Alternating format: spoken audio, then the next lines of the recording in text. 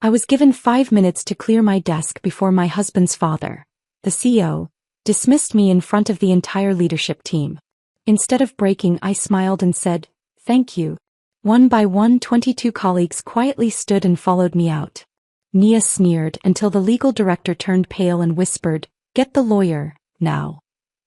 4 minutes and 30 seconds left, Nicholas announced to the room, his Rolex glinting as he tapped its face.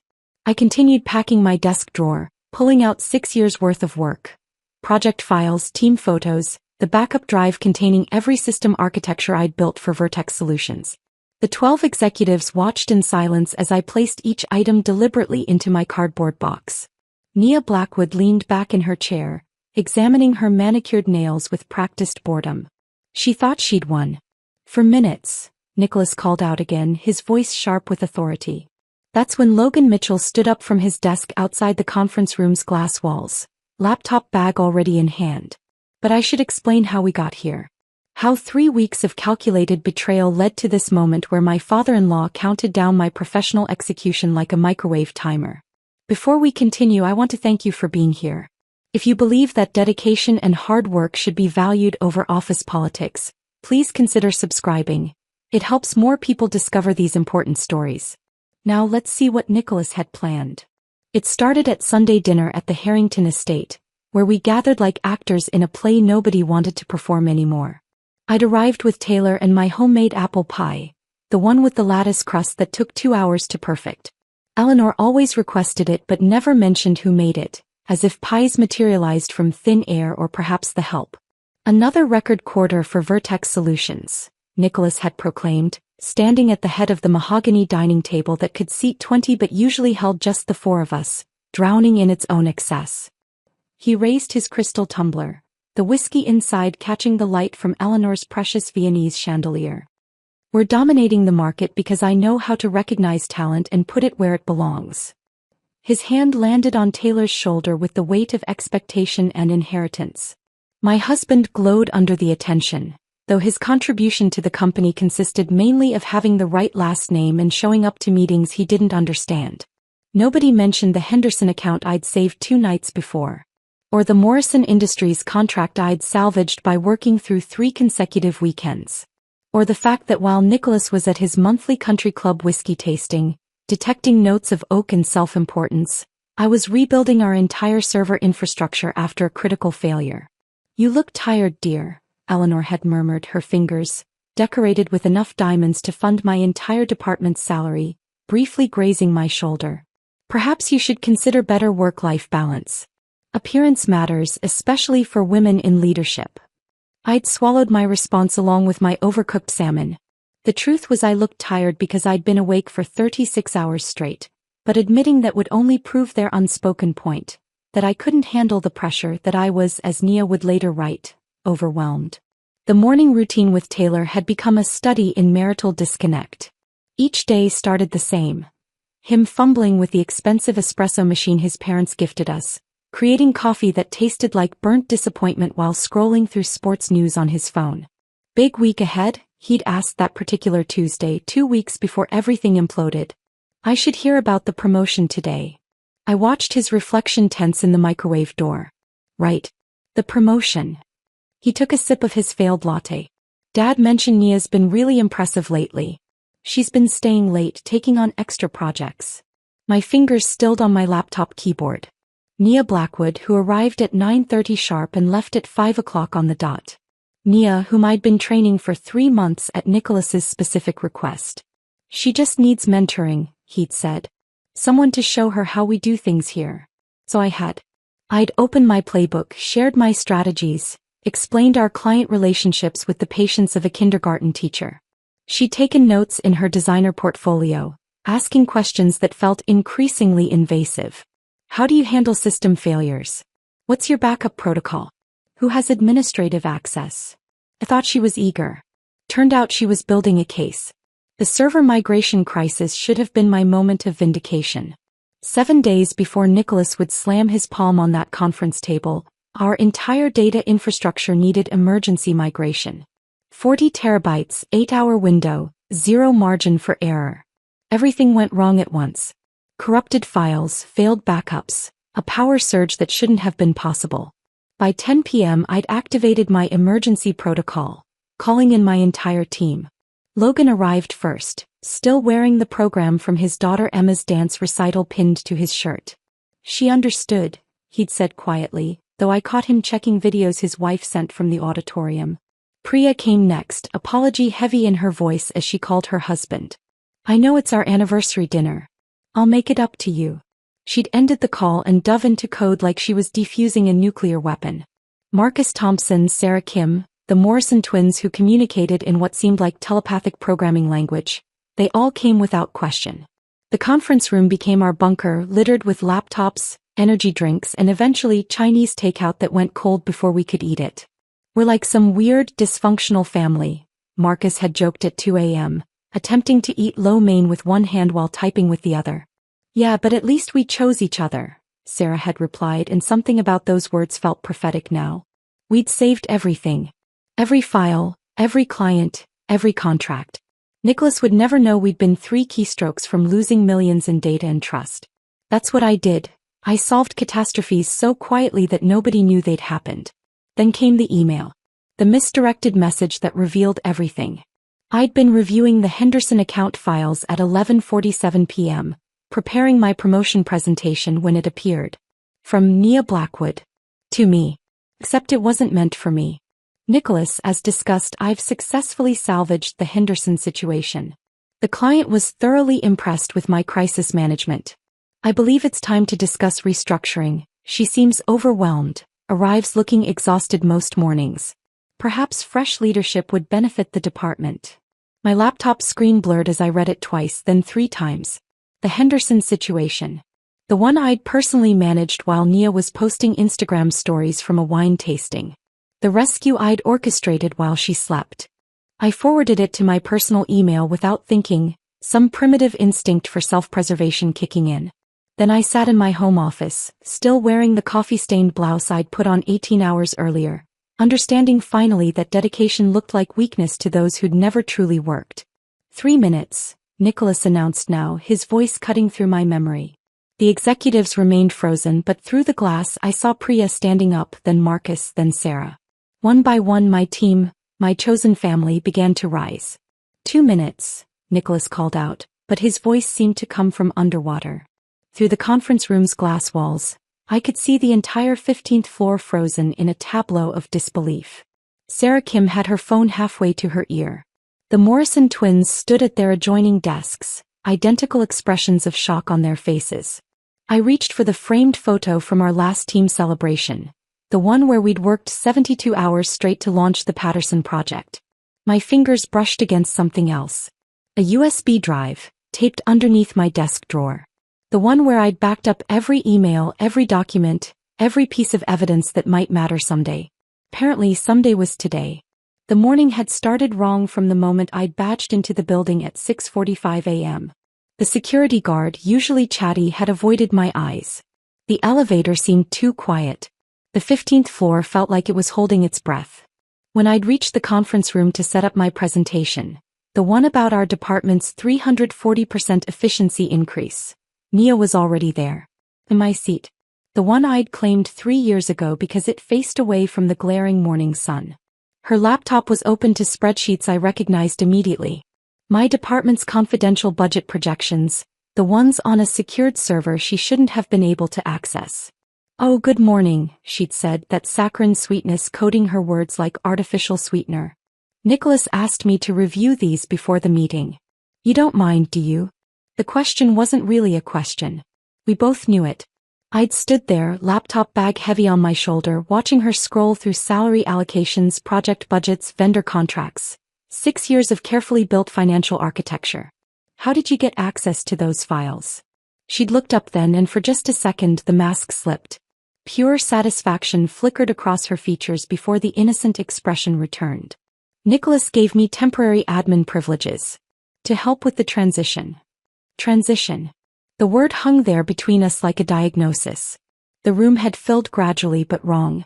David Park from finance arrived first, clutching his tablet like a shield, not meeting my eyes when I said good morning. Then came Margaret Lawson, our legal director, who normally radiated composure but today kept checking her phone, gripping her legal pad with white knuckles. Even the coffee was wrong. Usually, someone would have started the expensive machine by now, the one that ground beans fresh for each cup. Today there was only silence and the smell of fierce sweat barely masked by expensive cologne. I'd started my presentation anyway. Clicked through slides showing our achievements, our metrics, our wins. My voice stayed steady even as I felt the room's energy shifting, darkening, preparing for something I couldn't quite name. As you can see, we've exceeded every target by. The door hadn't just opened. It had exploded inward, the handle cracking against the wall hard enough to leave a mark. Nicholas stood there, his face that particular shade of red that appeared when his blood pressure medication wasn't quite enough. His Italian suit, usually perfect, looked disheveled. His tie was crooked. He crossed the room in 3 strides, his palm hitting the table with enough force to make everyone's coffee jump. Margaret's actually spilled, brown liquid pooling across her legal pad, but she didn't move to clean it. You have 5 minutes to clear your desk. The words didn't make sense at first. They existed in the air but my brain refused to process them. I stood there, presentation clicker still in my hand, slide 17 still glowing on the screen behind me. A graph showing the money I'd saved this company. That's when I understood the choreography of this morning. Why Nia had my files. Why executives avoided eye contact. Why Margaret looked ready to cry or run or both. This wasn't spontaneous.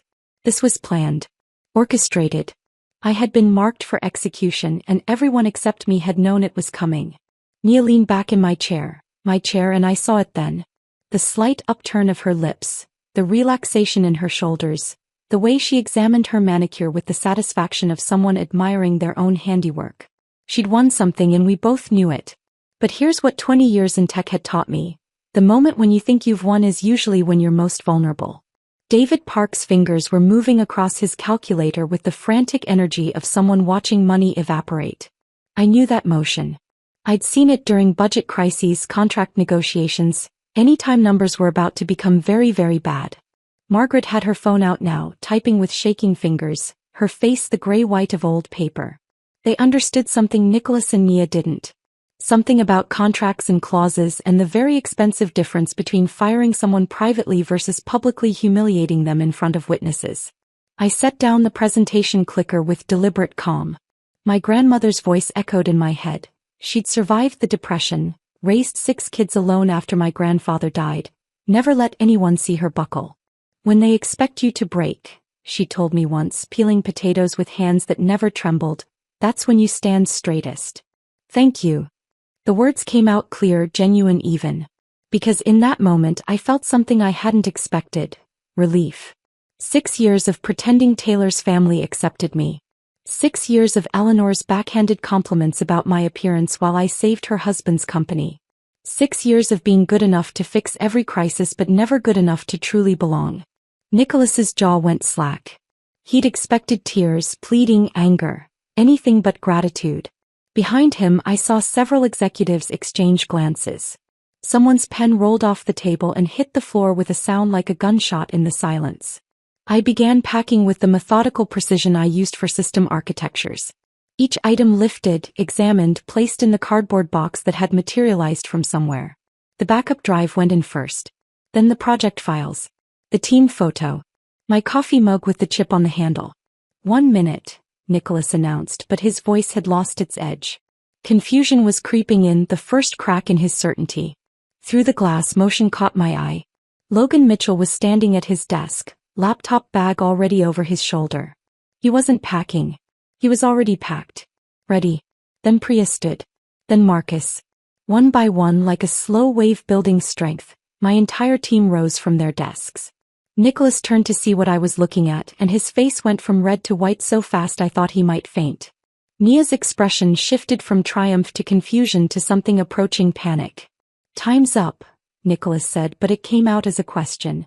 I picked up my box, its weight familiar and strange at once. 6 years reduced to what I could carry in my arms. As I walked toward the door, 2 security guards appeared. Standard protocol for terminations, they mumbled apologetically. Tom and Derek. I'd brought them coffee during late-night lockdowns, knew their kids' names. I'm sorry about this, Tom whispered. Don't be, I told him.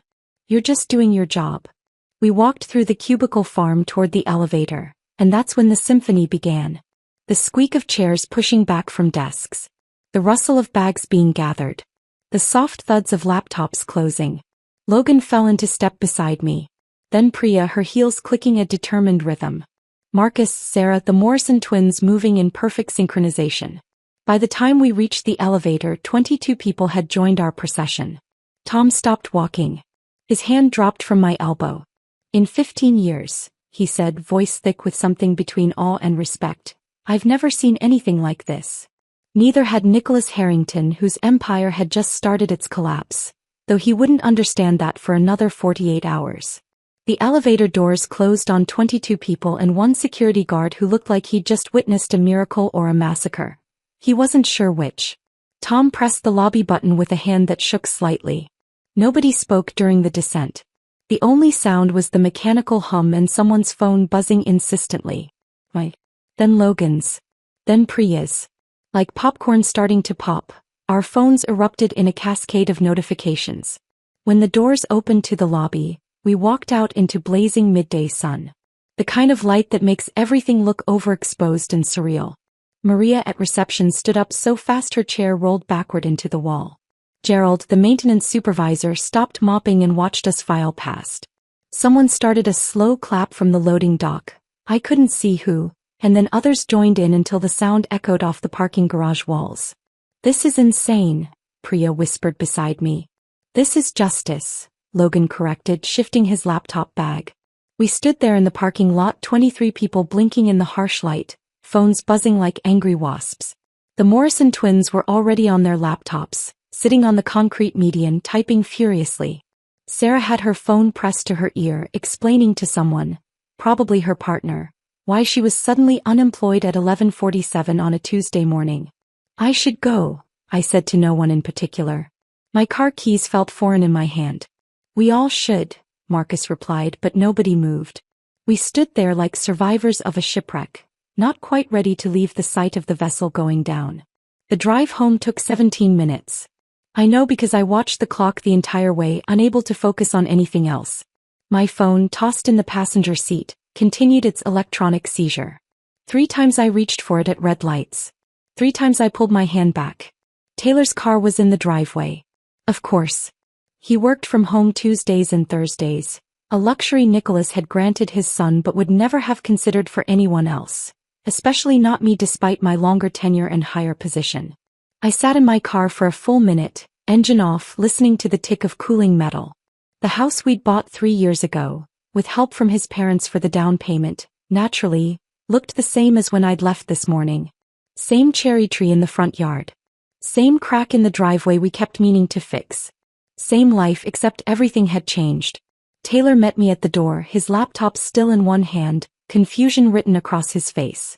Behind him I could see his home office setup, dual monitors glowing with spreadsheets he probably didn't understand.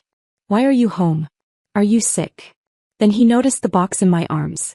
His face went through a series of expressions like someone cycling through TV channels. Confusion, concern, realization, anger. Dad called. His voice was flat. He says you lost it in the meeting. Says you were unstable, started crying, had to be escorted out by security. I set the box on our entryway table, the one his mother had given us that I'd always thought was too ornate for the space.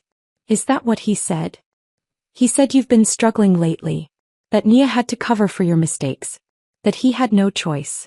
I pulled out my phone, ignored the 100 other notifications and found the forwarded email. Nia's email. The one claiming credit for the Henderson account. The one calling me overwhelmed. The one that was clearly part of a longer conversation with Nicholas the first hadn't been privy to. Taylor read it once. Then again. His jaw muscle twitched. The tell he'd inherited from his father that appeared when reality didn't match the narrative he'd been fed. This is. He started then stopped. When did she send this?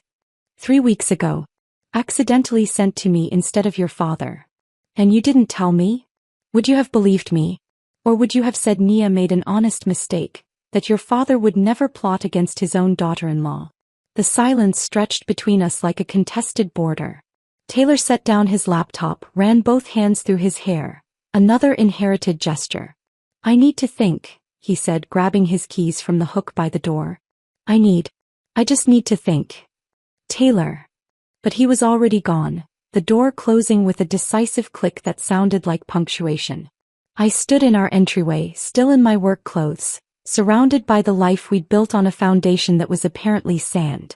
My phone rang. Unknown number. I almost didn't answer, but something, instinct, exhaustion, morbid curiosity, made me swipe accept. Please don't hang up. Margaret Lawson's voice, barely above a whisper. I'm calling from the bathroom. The executive bathroom on 16, the one nobody uses. Margaret. Your contract. The clause about hostile termination. Nicholas never read it. Legal reviewed it 6 years ago when you were hired, but he just signed where I told him to sign. Her words tumbled out like water breaking through a dam. The humiliation multiplier alone puts your severance at $800,000. But with documented harassment, the public nature of it, 22 witnesses, we're looking at millions. Millions. Why are you telling me this? Pause. The sound of running water. Because in about an hour, Nicholas is going to realize what he's done. And when he does, he's going to blame me. Say I should have warned him. I've worked here 12 years. I've covered for his temper, his affairs, his questionable decisions. But this is going to end my career. Margaret. Can we meet? Tomorrow. Somewhere nobody from Vertex would go. I have documentation. Things you should know. Things that might help us both. The call ended before I could respond. I stood there, phone in hand, when it immediately buzzed again. Dylan from my former team, had sent a screenshot. A Slack channel called The Exodus, with 247 members before IT shut it down. The messages were a flood of disbelief, support, and panic. Did this really happen? 22 people walked out? What do we do now? Is the Henderson project dead? Who's going to maintain the servers? My LinkedIn app showed 47 notifications. Emails poured in. 3 competitors had already reached out with variations of heard the news and let's talk. But one email made me stop breathing. Catherine Walsh, the venture capitalist who'd turned down Nicholas's pitch 6 months ago, telling him his company lacked innovative leadership. Her message was 2 sentences. Your team's loyalty is worth more than Vertex's entire market cap. Let's build something. I was reading it for the 3rd time when the doorbell rang. Eleanor Harrington stood on my porch at 9 p.m., makeup smudged, holding a manila folder like it might bite her. May I come in? Eleanor asked, and for the first time in 6 years she looked fragile. Not the polished society matron who commanded charity boards and country club committees, but a woman carrying weight she could no longer bear alone. I stepped aside. She entered my home, the home she'd helped fund but never truly welcomed me into, and stood awkwardly in the entryway, clutching that manila folder like a confession. Taylor's not here, I said. I know. I waited until I saw him leave.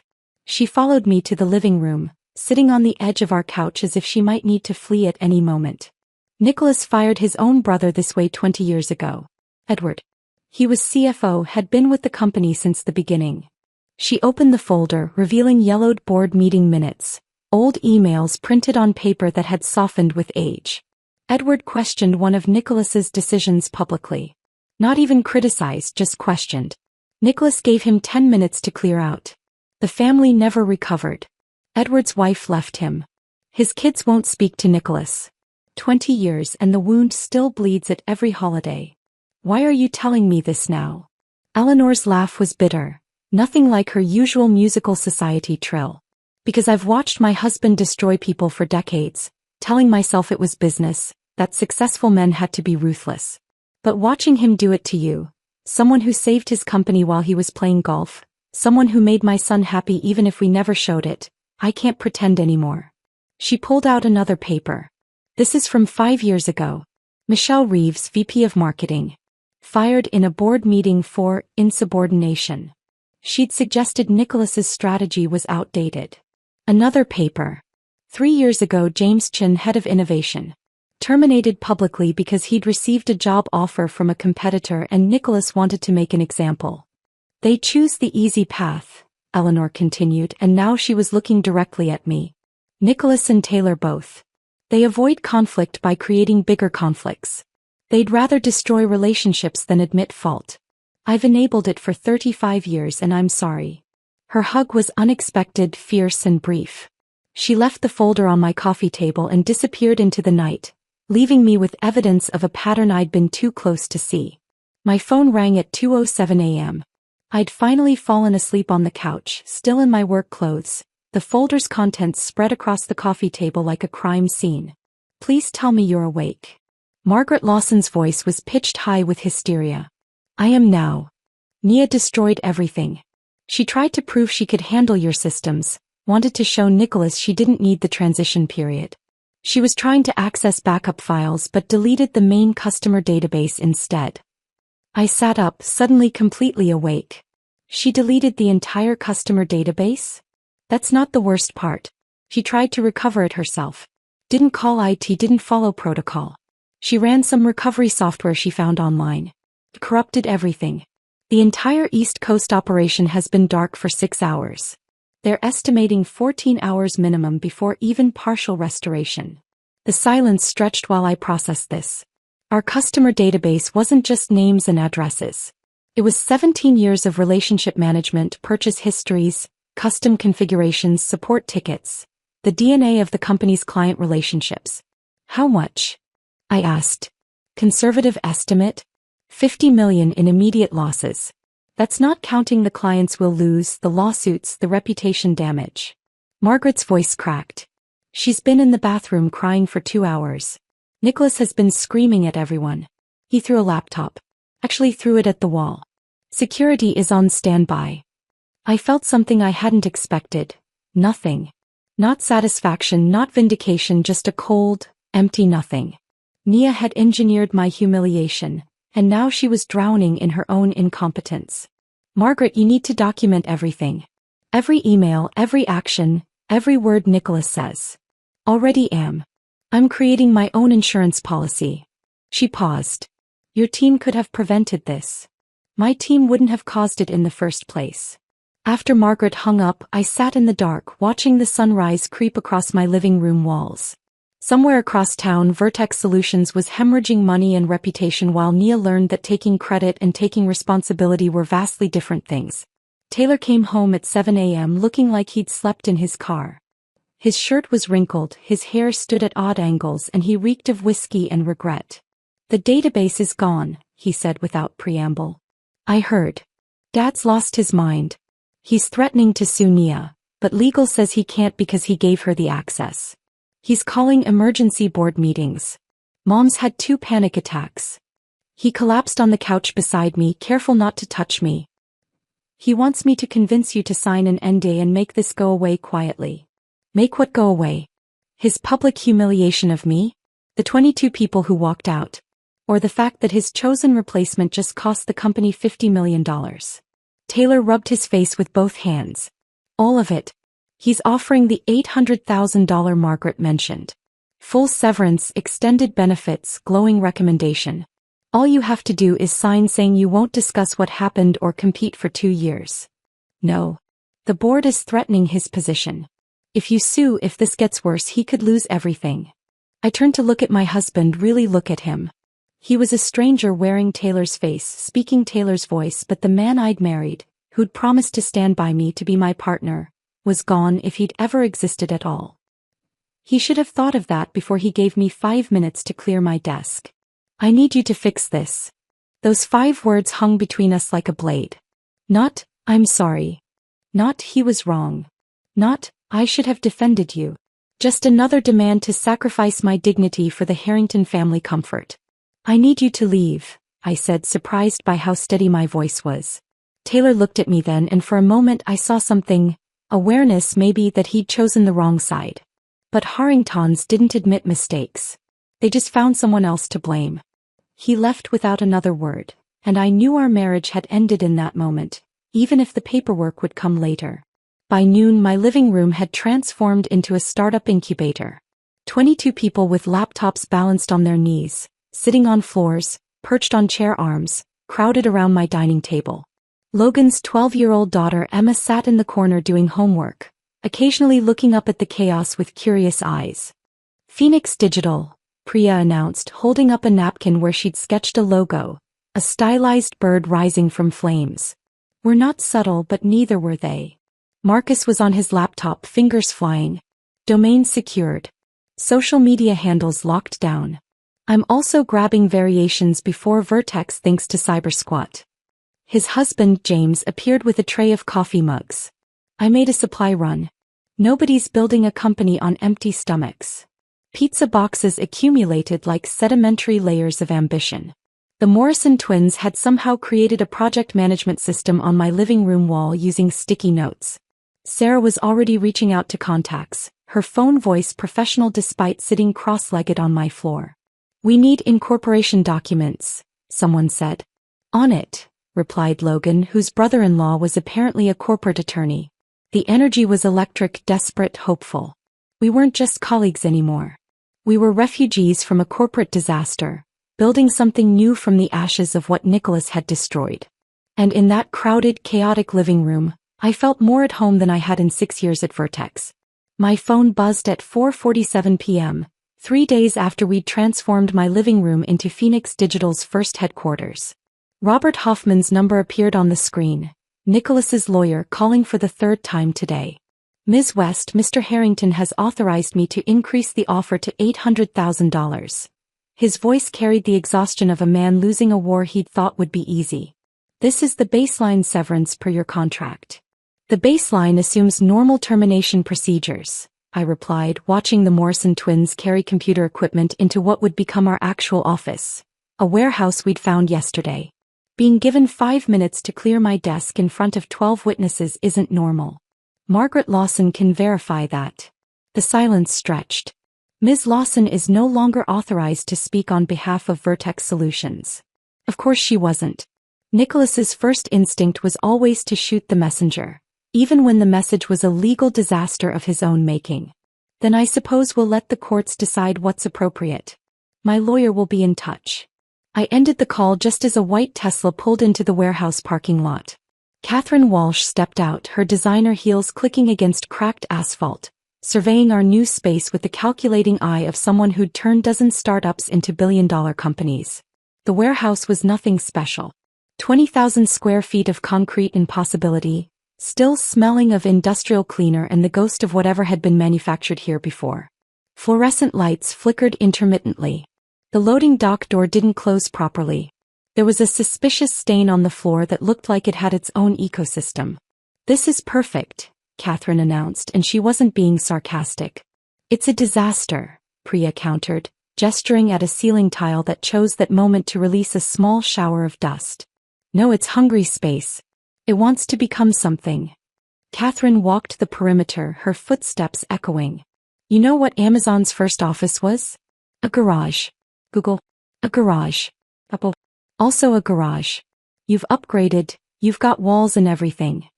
She pulled out her phone, made a quick call. Send the contract to my email. Yes, the full amount.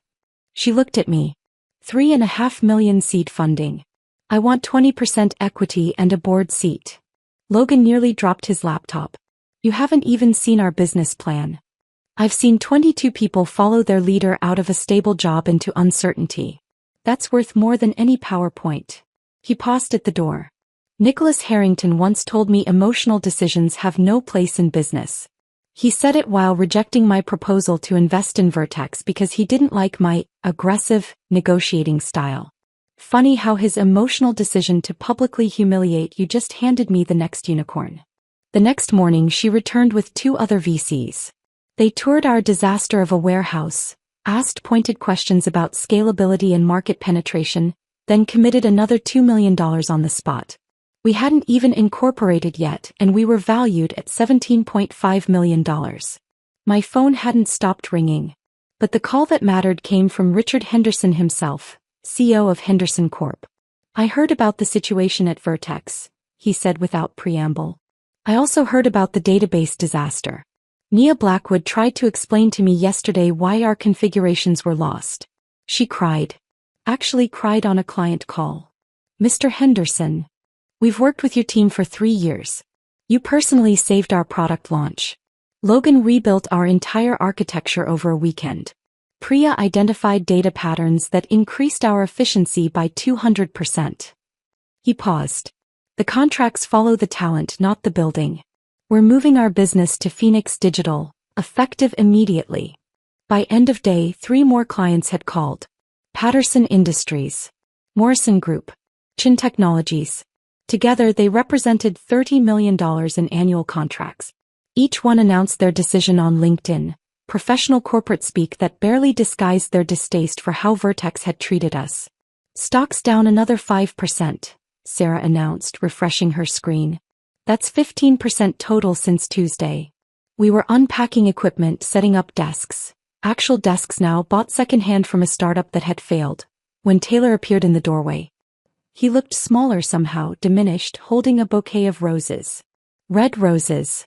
After 6 years of marriage, he still didn't know I was allergic to roses, that I preferred wildflowers, that I'd told him this on our 3rd date. Can we talk? He shifted his weight, uncomfortable in his pressed khakis and polo shirt. His father's uniform, adopted without question. I stepped outside with him, leaving my team to continue building our future. The late afternoon sun cast long shadows across the parking lot's cracked asphalt. Dad's willing to apologize, he said, thrusting the roses at me like a peace offering or maybe a shield. He'll give you an executive position. Corner office. 20% raise.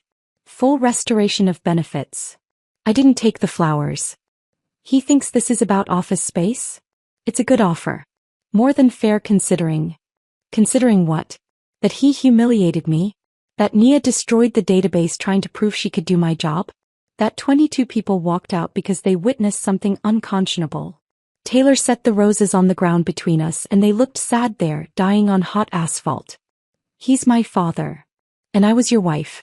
Past tense, Taylor. You made that past tense the moment you asked me to swallow humiliation for your family's comfort.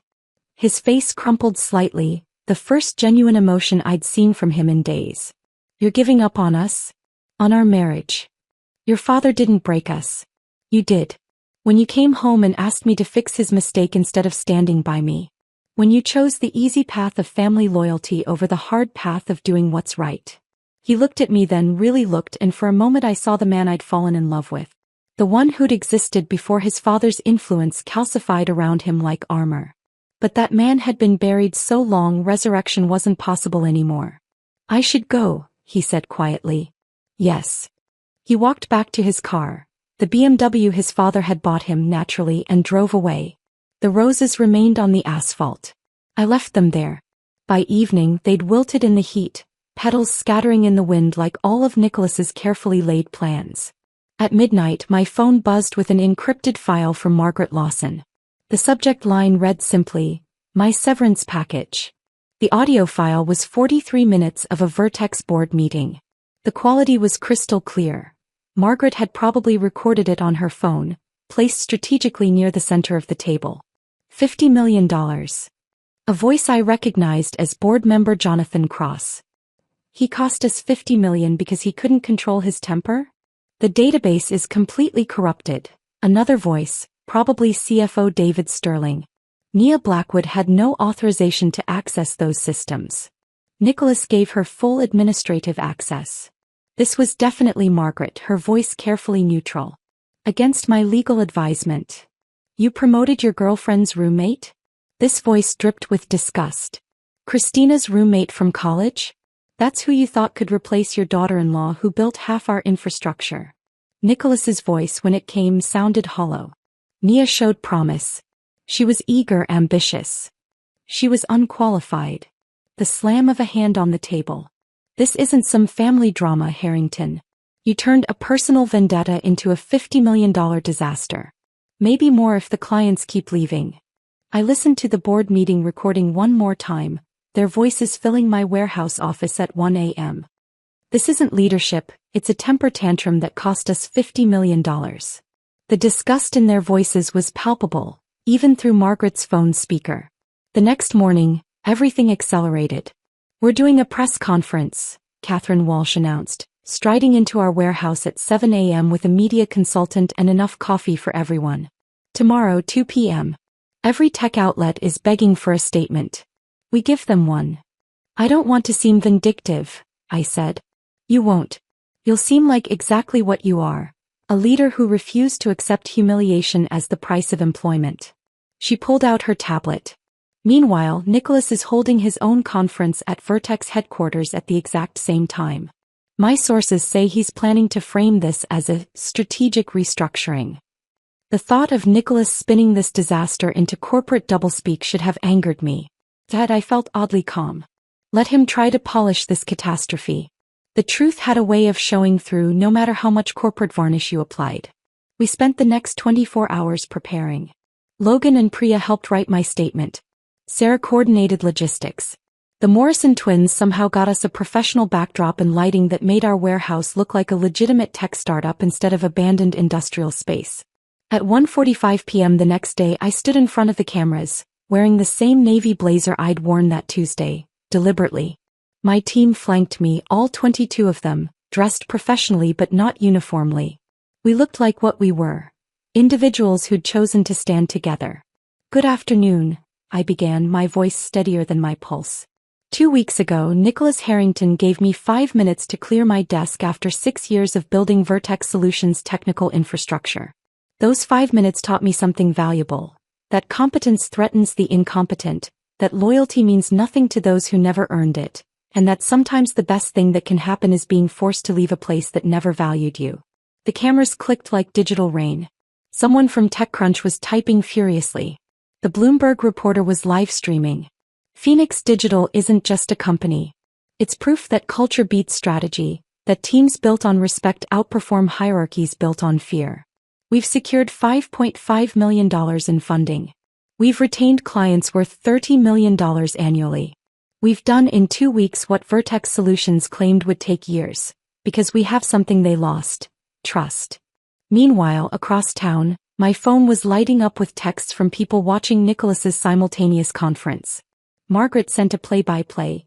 He's sweating through his makeup. Nia's behind him looking at her phone, literally job hunting during the press conference.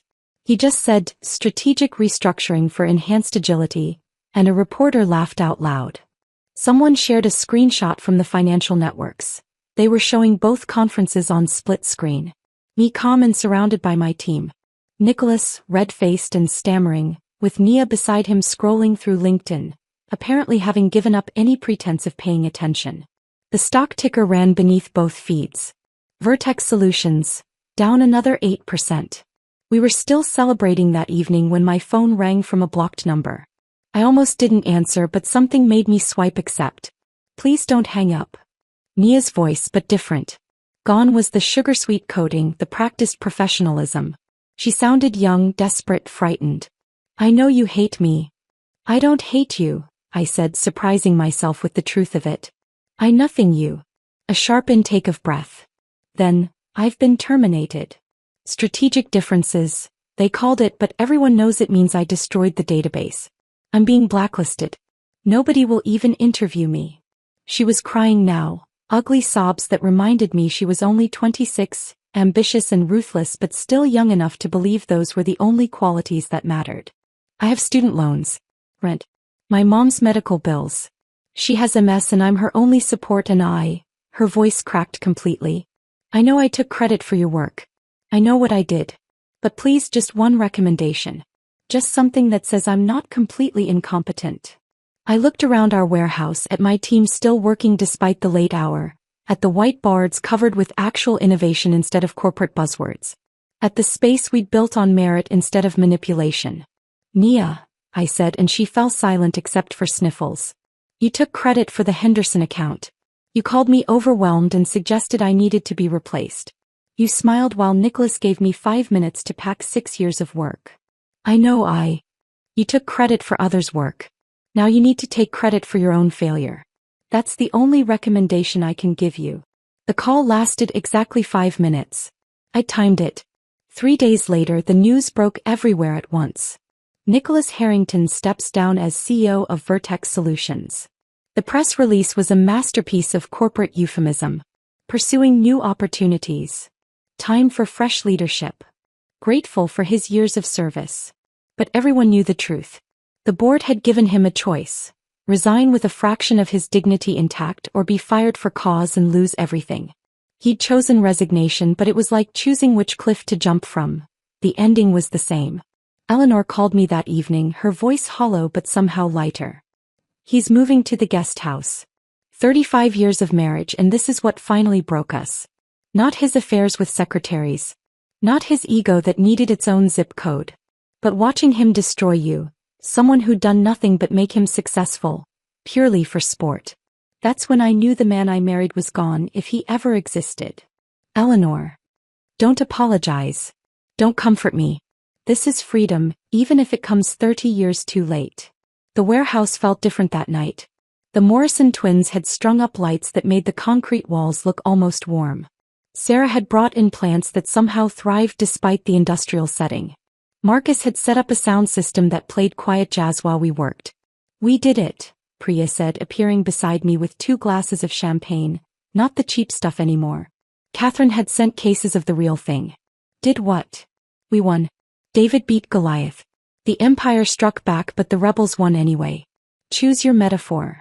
Gerald, the maintenance supervisor from Vertex who joined us the week before, raised his mop in the air like a torch. The same gesture from that Tuesday, but different now. Then it had been solidarity. Now it was victory. To second chances and first-class revenge, he called out, and everyone raised their glasses. But I wasn't thinking about revenge anymore. I was thinking about the contract we just landed, the one Vertex had been courting for 2 years. Global Tech, whose CEO had called personally to say, "We saw the press conferences. We saw how Vertex treats the people who built their success. We choose to work with builders, not destroyers." Our valuation had hit $50 million.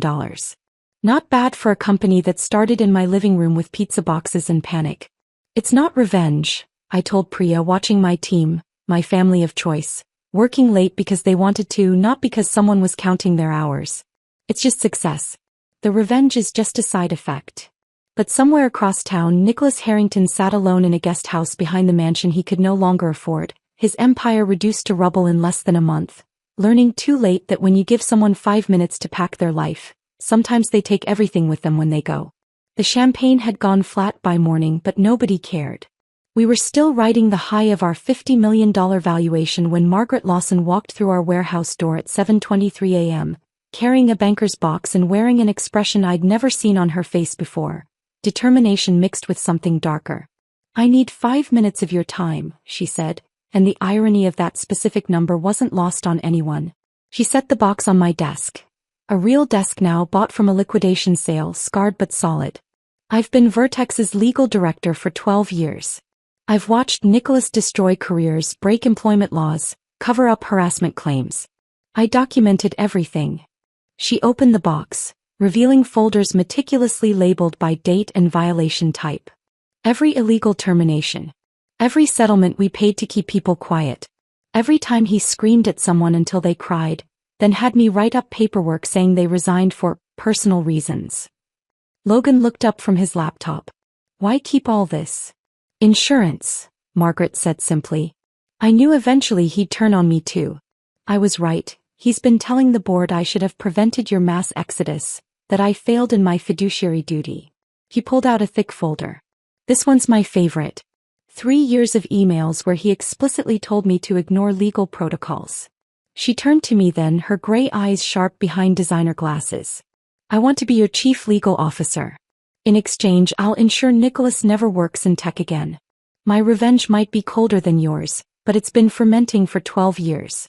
I know where every body is buried because I helped dig the graves." Priya whistled low. "That's dark." "That's business," Margaret corrected. "He taught me that. Now I'm going to teach him what happens when you create enemies who know your secrets." I looked at this woman who'd sat in that boardroom, watching my humiliation, and realized she hadn't been complicit. She'd been collecting evidence. "Welcome to Phoenix Digital," I said.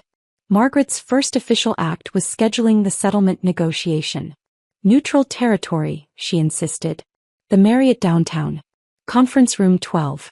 It costs $800 an hour, which Nicholas will be paying for." The meeting was set for Thursday at 10 a.m. I arrived early, finding the room exactly as expensive and soulless as expected. Leather chairs that tried too hard, a table polished to mirror brightness, windows overlooking a city Nicholas once thought he owned. He arrived 15 minutes late, a power play that might have worked when he had power to play with. But the man who walked in wasn't the Nicholas Harrington who'd slammed his palm on a boardroom table. This version looked deflated, his Armani suit hanging loose on a frame that had lost weight from stress. His lawyer, Robert Hoffman, looked equally exhausted. "Let's make this quick," Robert said, pulling out documents. "Mr. Harrington is prepared to offer $1.2 million, full benefits continuation for 24 months, and immediate vesting of all stock options." Margaret leaned forward. "Plus a written statement acknowledging that the termination was handled inappropriately, and a non-disparagement clause that goes both ways." Nicholas's jaw clenched, that familiar tell, but he nodded. The man who never apologized, never admitted fault, was about to sign a document acknowledging his failure. The room was silent except for the scratch of pens on paper. Nicholas signed with a hand that trembled slightly, his signature smaller than the bold scrawl I remembered. When he passed the document to me, our eyes met. No words were exchanged, but entire conversations happened in that silence. His eyes said, "You destroyed me." Mine replied, "You destroyed yourself." His said, "I gave you everything." Mine answered, "You gave me 5 minutes." As I endorsed the check, $1.2 million, more money than my parents had seen in their lifetime, I felt something I hadn't expected. Not satisfaction or vindication. Just emptiness. The hollow feeling of winning a war that should never have been fought. Nicholas stood to leave, then paused at the door. For a moment I thought he might speak, might finally say something real. But Harrington men didn't apologize. They just retreated to lick their wounds in private. After he left, Margaret pulled out her phone and showed me something that made my breath catch. Security footage from Vertex, dated the day before Nicholas's resignation. "Tom from security sent this to me," she said. "He thought you should see it." The grainy footage showed Nicholas standing in what had been my office, now completely empty. The timestamp read 9:47 p.m. He was alone, speaking to the empty room, though the security camera didn't capture audio. "He stood there for 20 minutes, Margaret said. Tom could read his lips for part of it. He kept saying, 'I gave her 5 minutes. She took everything.'" "He's wrong," I said quietly. "He took everything from himself. I just refused to go down with his ship." Margaret nodded. "Tom wanted you to know something else. He's the one who made sure the cameras captured everything that Tuesday. Every angle of the boardroom, the walkout, all of it. He said watching you maintain dignity while Nicholas lost his mind was the best thing he'd witnessed in 15 years of security work." My phone buzzed with a text from Eleanor. "Can you meet? Important." I found her at a coffee shop downtown, the kind of place that served $12 lattes to people who thought price equaled quality. She looked different. Younger somehow, though she'd aged years in the past month. "I filed for divorce this morning," she said without preamble. "Served him papers at the country club. During the monthly board meeting. Maximum witnesses, maximum humiliation. Eleanor. Don't pity me. This is 35 years overdue." She stirred her overpriced coffee with deliberate calm. I excused his cruelty as strength. His affairs as stress relief. His destruction of people's careers as business necessities. But watching him destroy you, someone who'd done nothing but succeed, purely because he could, that was when I understood I'd been enabling a monster. She pulled out her phone, showing me a photo of legal documents. "I'm taking half of everything. The houses, the investments, his precious wine collection that he spent more time with than his family. My lawyer says the prenup won't hold. Too many documented infidelities." "What about Taylor?" Eleanor's face darkened. "Taylor chose his side. He could have stood by you. Instead he asked you to absorb humiliation to keep his father comfortable. He's exactly what I raised him to be, a coward who mistakes compliance for loyalty." She stood to leave, then paused. "The Harrington dynasty took 3 generations to build. Nicholas destroyed it in 5 minutes. The very 5 minutes he gave you. There's poetry in that, don't you think?" As she walked away, I realized the Harrington empire hadn't just crumbled, it had imploded entirely. Nicholas lost his company, his reputation, his marriage, his legacy. All because he couldn't resist humiliating someone who'd done nothing but make him successful. The settlement check cleared the next day. $1.2 million sitting in my account, feeling simultaneously like justice and blood money. I stared at the $1.2 million in my account on my banking app, the numbers still feeling surreal. 6 months ago this would have been a fantasy. Now it was just a line item in a much larger story. Seed money for something that had already grown beyond my wildest expectations. The warehouse barely resembled the disaster we'd moved into half a year ago. The flickering fluorescence had been replaced with warm LED panels that Logan insisted were better for productivity and mental health. The suspicious stain was gone, covered by industrial epoxy flooring that Priya picked because it matched our logo colors. We had real furniture now, standing desks, ergonomic chairs, even a kitchen that didn't smell like decades of neglect. "Mom, look." Emma, Logan's daughter, called from what we designated as the homework corner. She held up her math test. 98%. Priya helped me with the formulas last week. This had become our rhythm. Emma did homework here after school while Logan worked. The Morrison twins taught her coding basics. Sarah helped with her science projects. We weren't just a company. We'd become the family some of us never had, the support system corporate culture promised but never delivered. $75 million valuation as of this morning, Marcus announced, updating our celebration board. Yes, we had one of those now, covered in wins both big and small. And Richardson Industries just signed. That's 40 employees and 12 major clients. 40 employees. People who'd chosen us not for the stability, we were still a startup after all, but for the culture. They'd seen our press conference, heard about the walkout, knew exactly what we stood for. Every resume came with a note about wanting to work somewhere that valued people over profits. Priya's parents had visited last week from Mumbai, performing a traditional blessing ceremony in our conference room. Her mother had touched my shoulder and said, "You gave my daughter purpose beyond a paycheck. That's worth more than any valuation." I was reviewing contracts when the door opened. Taylor stood there looking like a ghost of the man I'd married. He'd lost weight but not in a healthy way, more like grief had been eating him from the inside. In his hand were papers I recognized immediately. Divorce documents. "Can we talk?" he asked, his voice smaller than I'd ever heard it. We went to the break room, the nice one with actual chairs and a coffee machine that worked. He sat across from me, the papers between us like a border we were about to formally recognize. "I've been in therapy," he said without preamble. "Twice a week for 4 months. Learning about family dynamics, enmeshment, enabling. Terms I didn't even know existed when we got married." "That's good, Taylor. I should have stood up for you." The words rushed out like they'd been building pressure. "That Tuesday when Dad humiliated you, I should have been in that boardroom defending you. Oh, I should have walked out with you. Instead, I came home and asked you to fix his mess. I chose comfort over courage, familiarity over what was right." He pushed the papers toward me. "I'm not asking for forgiveness or another chance. I know that ship has sailed. I wanted you to know that I understand now. What I lost. What I threw away because I couldn't stand up to my father." "Are you still at Vertex?" I asked. He laughed, but it was hollow. "Nobody's at Vertex. It got absorbed by Stratton Corp last month. They kept the patents and fired everyone else. Dad's reputation made sure nobody would buy it intact." We signed the papers in relative silence, just the scratch of pens and the hum of the coffee machine. In this same room where my team had planned Phoenix Digital's future, I was signing away the past. Taylor stood to leave, then turned back.